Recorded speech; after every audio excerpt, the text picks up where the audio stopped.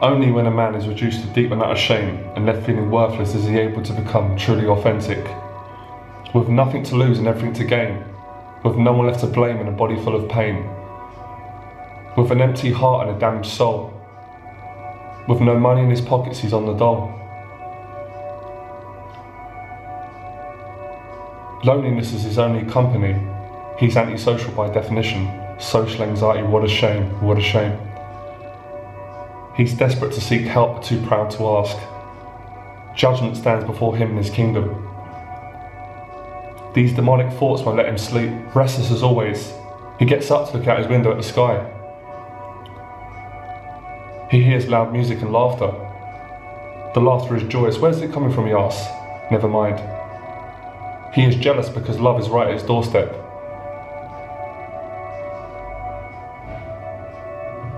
Yet he's afraid to seek it.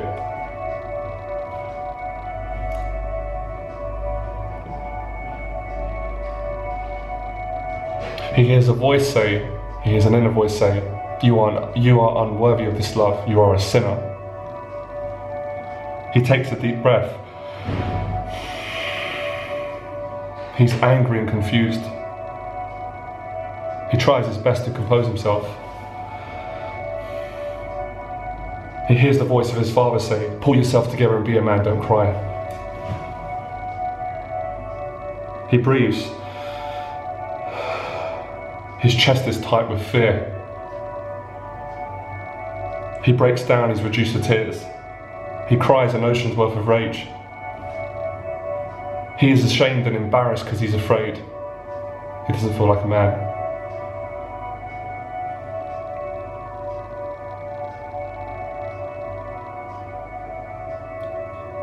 He is repulsed by his own self-pity. He is left feeling helpless and weak. What kind of man am I? He looks around and is deprived one-bedroom bedsit for inspiration.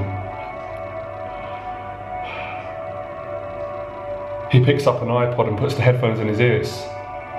He presses play. What the fuck is this, he asks.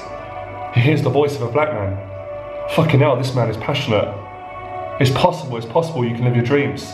You can make your dreams become a reality. He's intrigued by this man's voice. He says to himself, internally, he's in a monologue, this is not an ordinary man. He feels God through this man's voice. But who is God? Who is this man? This man says, I was like you. Everybody doubted me. They said I was labelled eligibly mentally retarded. What does that mean, he says? Maybe it means he didn't have confidence. I became successful. It's possible you can live your dreams. He is excited by this man's story. He listens further. His body is filled with inspiration. For a moment his heart is filled with love. His fears have been removed. The voices have quietened down. The tears have dried up. The ocean is still.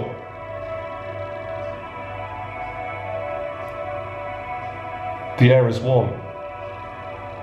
The joyous laughters outside remain. He is inspired. He is inspired by this man.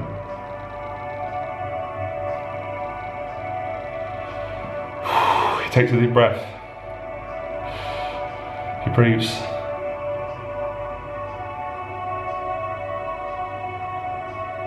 He thinks back to all his pain, the bullies, the criticism, the judgment, the self-doubt, the rights, the wrongs, his family, his friends, God, the universe, existence, meaning. It's confusing, nothing makes sense. He has an intuition. It speaks no words, but it gives a feeling. He's able to transfer that feeling into words. The words say, enough is enough, the time has come.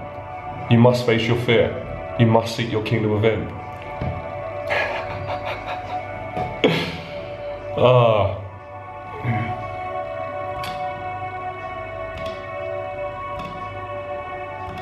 You know, people ask me all the time, people always say to me, when you were struggling, when you was going through a difficult time with your social anxiety, when you were shy, when you were embarrassed, when you were signing on at the job centre, how did you get through it? How did you get through the difficult moments? Most people will say, oh, I done this program. I followed this 5-step guide to success. Wow, that wasn't true for me. This is a very true story to what I experienced a few years ago. I've had many experiences like this, and this was one of those, as I said in this poem, this is one of those times when you're reduced to tears. Everything that you're frightened of, you can't deny it, you have to face it. And of course, that was me talking about when I got inspired by Les Brown. I put my iPod on, I was looking for inspiration, unconsciously and consciously, because we're always looking for inspiration when we're in pain. That's what teachers are for, that's what humans are for, to inspire one another. Sometimes people judge you, put you down. Anyway, so the best answer I could give you is that poem, because that's the truth. That's how I went out at that time and got very successful with women, because I was at that stage where I couldn't take it no more. And it's so easy to say,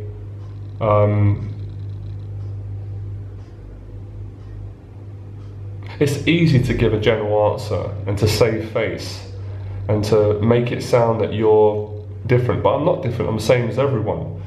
I was frightened, and what I said in that poem was true. I got to a point where I was reduced to tears, I didn't like feeling weak, and I thought, fuck this, I'm going to go out and I'm going to practice till I'm going to at least try it. And that gave me massive relief. And when I heard Les Brown's story, when I heard that he was labelled, whatever that means, eligibly mentally retarded, basically what happened to me in school, he had anxieties around performing, learning difficulties because of his own fears, inner voices and what people had said. I got sick and tired of that, and I thought, well, it can't get any worse. It can't get any worse than this. It's rock bottom for me. So I think true inspiration, I think success, I think people do amazing things when, like I said at the start, when you're reduced to nothing. And I really do believe that. I really think that so many people struggle today, so many men, young men, old men, women included, is because we're afraid to be authentic, we're afraid to be ourselves. And I don't just mean that in personality or socialising with people, that's important, but that in every sense of the word, we're afraid to go out and at least try it. But if we can face it, that's what I always say to people, things start to happen. You do start to meet the right people, you start to unlock, it's like a game, you start to unlock things and you start becoming successful, and of course your self-esteem increases, and it just sort of takes off from there. And then inspiration is a word that keeps coming to me. And lately at the moment, I've also been experiencing some fears, some things, some inner voices and stuff that I want to do. So I partly did this also to get myself motivated, but it's never as bad as we think when we're going through this. But when we're going through depression or doubt and we think that we can't achieve things and someone else is different, it always feels worse than it is. And that's because we give it fuel. We make it worse than it is. So by facing it, as scary as it's always been, and it continues to be scary for me to face fears, I'm sure like everyone else, when you face them, there is this massive sense of relief. Like I was saying there, as a man, for me, I don't like feeling weak, I don't like feeling ashamed, I don't like feeling judged, I don't like feeling needy, I don't like feeling unloved, but it's good to go through these things, because that's being reduced to nothing is how you build yourself back up.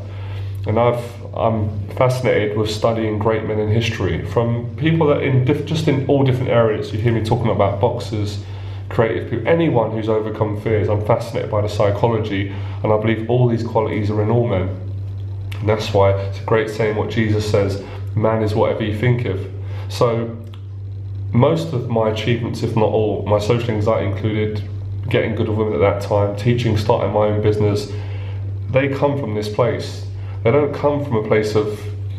immediately come from a confident place to begin with, because stuff like confidence, self-esteem, courage, success, of course, if you don't have those things, it's a weird thing to say, you don't have them, but you've got to grow them out of nothing. You've got to sort of grow them out of abundance. So there is an illusion that you don't have it. So you have to go through certain obstacles that are psychological, and you have to go and do practical things in the world, like speak to people, do public speaking, put yourself in situations. Then you start growing courage, and something very special happens. Of course, you still get fears, and I still get scared of stuff, but confidence breeds confidence. So that's the best answer I could give And that's it really, that's what I did. That's how I felt at that time. I don't feel like that no more. And that's what I did. And it was tapping into that authentic place. Everyone has got an authentic place inside himself. And it takes a lot of courage, and you've got to be willing, you have to accept to be judged. Not everyone is gonna like you, or at least even the perception of being judged by people. And usually, if you're enjoying yourself and doing what you love to do and you're building your self-esteem, for me personally, the judgment is secondary. It doesn't bother you. The judgment usually feels worse. It feels worse outside of what it is you want to do. Once you start doing what you want to do, the judgment lessens, and in fact the judgment helps you, because being reduced to tears, feeling angry and ashamed, that is part of, because you were judged at a certain stage in your life, judged by father or your mum or school. So it's the very things that make us afraid that will liberate us if we face our fears. And that's why I love Les Brown. His story is so relatable, as all of our stories are, in all the different shapes and forms that our stories take shape, and how we feel about ourselves as men or women. So this is within our reach, within our power to go out and achieve the things we want to achieve. I love you, enjoy the process.